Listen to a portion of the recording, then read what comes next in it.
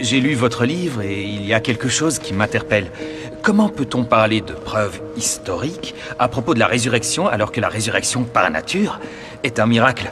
Et on sait tous que les miracles ne peuvent pas être scientifiquement prouvés. Exact, mais on n'a pas à prouver le miracle pour prouver la résurrection.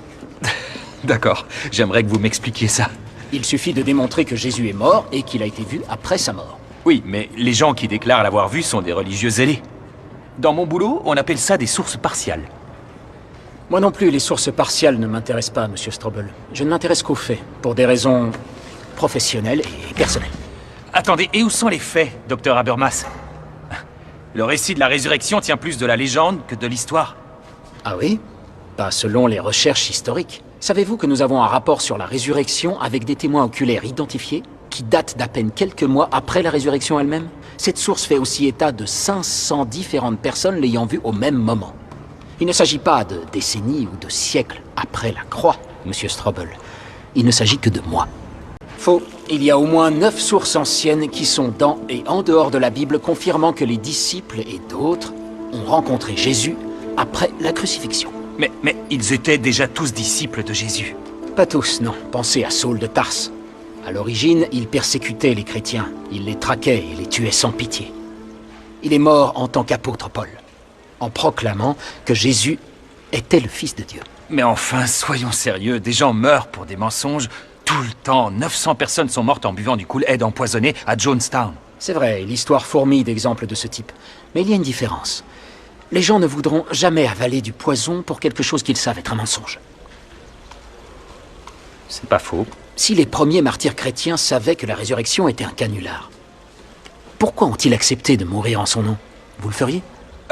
J'aimerais revenir à ce que vous avez dit tout à l'heure. Vous avez dit qu'il y a des raisons personnelles à votre quête. Quelles sont-elles? J'ai perdu ma femme, Debbie, d'un cancer. Je suis sincèrement désolé. C'est la chose la plus douloureuse qui me soit jamais arrivée. Pendant que je faisais mon deuil, j'ai dû me confronter à mes croyances. Elles m'ont donné un vrai réconfort.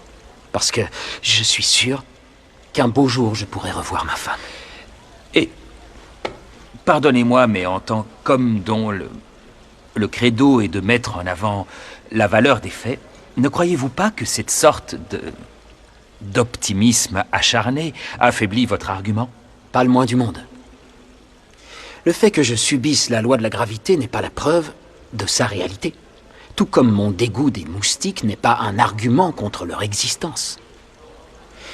Vous voyez, ce que je veux et ce que je ne veux pas n'a aucun impact sur la vérité. Ceci étant dit, si la résurrection du Christ signifie que je reverrai Debbie, je n'ai pas de problème à m'en féliciter. Je suis conscient qu'un grand nombre de personnes déclarent avoir vu Jésus après sa crucifixion, et certains d'entre eux l'ont même écrit, mais la question que je me pose, c'est comment peut-on être sûr de la fiabilité de ces manuscrits? De la même manière que nous authentifions tout document historique, par comparaison et confrontation des copies qui en ont été découvertes. Cela s'appelle la critique textuelle. Plus nous avons de copies à comparer, mieux nous pouvons croiser les références et définir si ce que disait l'original est historiquement exact. Et plus les copies que l'on étudie sont anciennes, mieux c'est. Il n'y a qu'une seule collection ancienne de manuscrits qui a plus de copies authentifiées par les chercheurs que l'Iliade. Devinez ce que c'est? Vous allez me dire que c'est la Bible. Le Nouveau Testament. Et combien de copies y a-t-il? À ce jour, les archéologues ont découvert 5843 manuscrits grecs du Nouveau Testament. C'est 4 fois plus que pour l'Iliade. Ah oui.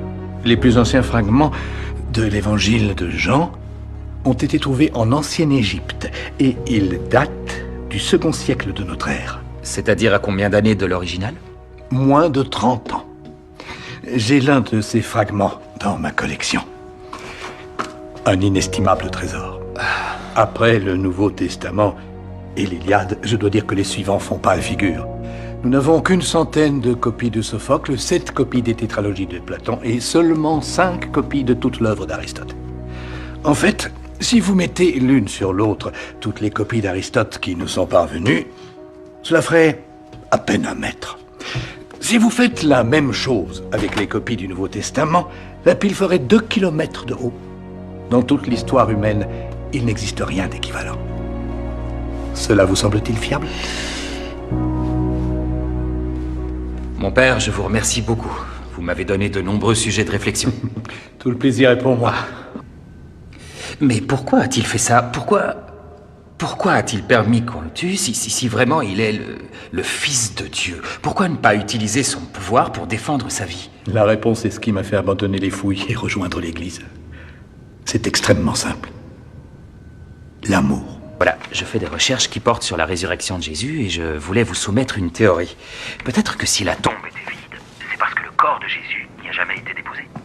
On sait que les Romains avaient pour habitude de jeter les corps aux chiens après les crucifixions, exact? Nous n'en avons aucune preuve, mais il y a des rapports précis indiquant que ce n'est pas le cas de Jésus. Et que disent ces rapports? Les comptes rendus les plus anciens disent que le corps de Jésus a effectivement été placé dans une tombe, et les Romains autorisaient parfois l'enterrement de certains crucifiés. Mais il y a quelque chose qui, à mon sens, ne colle pas au sujet de soi-disant témoins oculaires qui déclarent avoir trouvé vide la tombe de Jésus. Quoi, le fait qu'il n'y avait que des femmes? Oui, parce que on sait que, selon la tradition juive, les femmes étaient réputées pour être des témoins peu fiables, n'est-ce pas? Oh, c'est juste.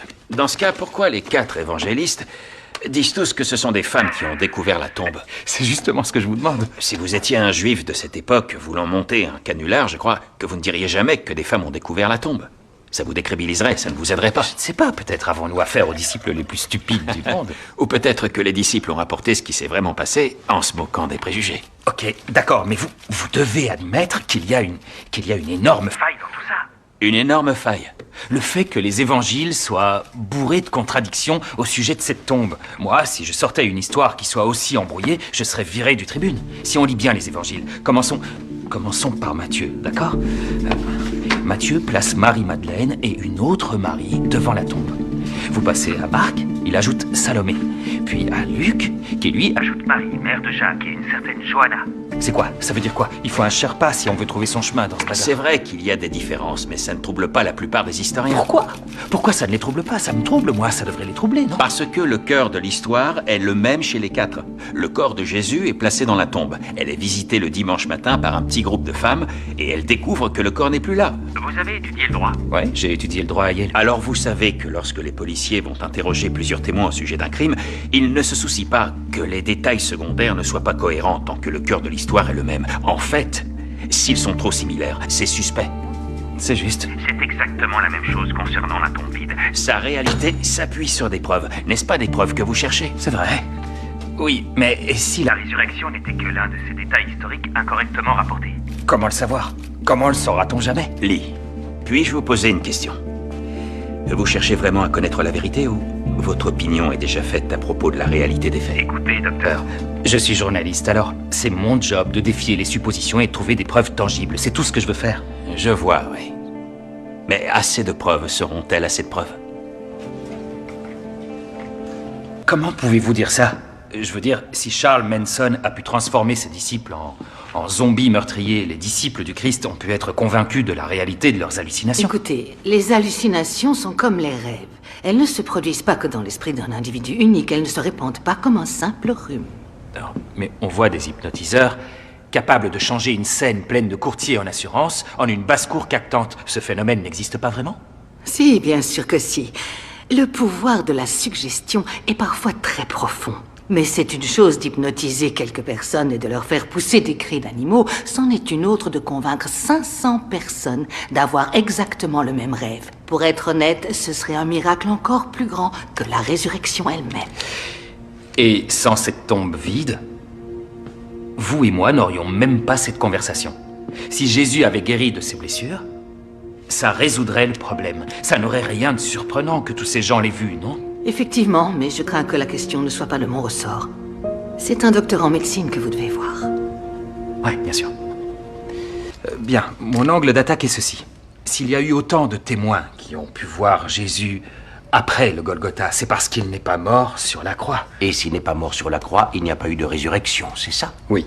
Donc, que ce soit Jésus par lui-même ou avec l'aide d'un tiers, il a pu descendre de la croix, ou bien il a simulé sa mort, en fait, peu importe. Ça remet totalement en cause tous les aspects de la résurrection. La théorie de l'évanouissement. Oui, il s'est évanoui, il n'est pas mort. Ce n'est pas nouveau, une longue file de sceptiques ont soutenu cette hypothèse avant vous. Oui, ainsi qu'un milliard de musulmans partout dans le monde qui pensent aussi que Jésus a survécu à la croix. C'est ce qui est dit dans le Coran. Avec tout le respect que je dois à l'islam, Le Coran a été écrit 6 siècles après le Christ. Je préfère me fier à des sources un peu plus proches des Oui, événements. je comprends, mais vous concédez que c'est possible. Monsieur Strobel, je suis docteur en médecine et scientifique. J'ai vu de très nombreux et très étranges phénomènes tout au long de ma vie. Mais la théorie de l'évanouissement, c'est de la foutaise. De la foutaise, est-ce une opinion médicale? En fait, oui. Ceux qui soutiennent cette théorie ont tendance à oublier le fait que Jésus avait été flagellé avant d'être crucifié. Vous savez ce qu'était la flagellation romaine? Oui, et la personne était fouettée avec un fouet. Non, pas fouettée. Rouée de coups et sauvagement écorchée vive. Vous voyez, les lanières du fouet étaient renforcées par des boules de métal et de fragments d'os. La chair sur le dos de Jésus a dû être déchirée. Chacun de ses muscles, chacun de ses tendons était sanglant et à découvert. La flagellation, elle seule, a dû laisser Jésus dans un état critique suite à une hémorragie massive. Et c'est pourquoi il est tombé sous le poids de la croix que les Romains l'obligèrent à porter à travers la ville. D'accord. Et est-il possible que Jésus ait survécu au fait d'être cloué sur la croix? Ah oui, on peut y survivre, mais c'est un jeu d'enfant comparé à ce qui vient après la crucifixion. Lentement, on agonise et on meurt par asphyxie. Venez avec moi. Voyez-vous, le stress imposé aux muscles pectoraux empêchait les poumons de se gonfler. Il était dans cette position, d'accord? Donc, pour libérer la respiration, il a dû se dresser en prenant appui sur ses chevilles et ses poignets cloués, râpant son dos écorché sur le bois de la croix. Il s'effondrait et devait à nouveau se redresser pour chaque bouffée d'air. Il a été contraint de faire ça des heures et des heures et des heures durant, jusqu'à ce que l'épuisement rende l'effort impossible et là, inévitablement, Il meurt. En théorie, mais je vous rappelle que les soldats n'étaient pas docteurs. Donc, je ne sais pas, peut-être qu'ils l'ont descendu de la croix en croyant qu'il était mort, alors qu'il ne l'était pas. Non, ce n'étaient pas des docteurs en médecine, c'était des tueurs professionnels avertis. Et je vous assure qu'ils excellaient à cette tâche parce qu'ils y étaient obligés. Si un prisonnier s'échappait en vie, ils étaient eux-mêmes exécutés. Monsieur Strobel, la crucifixion de Jésus est l'un des événements les plus attestés de l'Ancien Monde. Et si vous voulez enfoncer un dernier clou dans le cercueil de cette théorie inepte, le voici. Quand les soldats ont enfoncé une lance entre les côtes de Jésus, vous savez ce qui a coulé de la plaie? Du sang et de l'eau. Ce qui est, comme nous le savons, la description d'un épanchement péricardique ayant pour conséquence la mort par asphyxie. Ceci n'est pas une affection que l'on peut feindre. Donc, pour répondre à votre question, oui, c'est mon opinion médicale. Jésus-Christ est mort sur la croix. Excusez-moi, docteur. Excusez-moi un instant. D'accord, mais j'ai un vrai problème avec la plupart des experts avec qui j'ai parlé. Qui est? C'est que la plupart d'entre eux n'étaient pas impartials et je ne crois pas faire erreur en disant que vous ne l'êtes pas non plus. Non, vous ne faites pas erreur, c'est juste. Ceci dit, j'ai constaté que les plus impartiaux des chercheurs qui entreprennent ce voyage le restent rarement. Cependant, je peux vous donner en référence la source la plus impartiale que je connaisse. Avez-vous foi en l'association médicale américaine?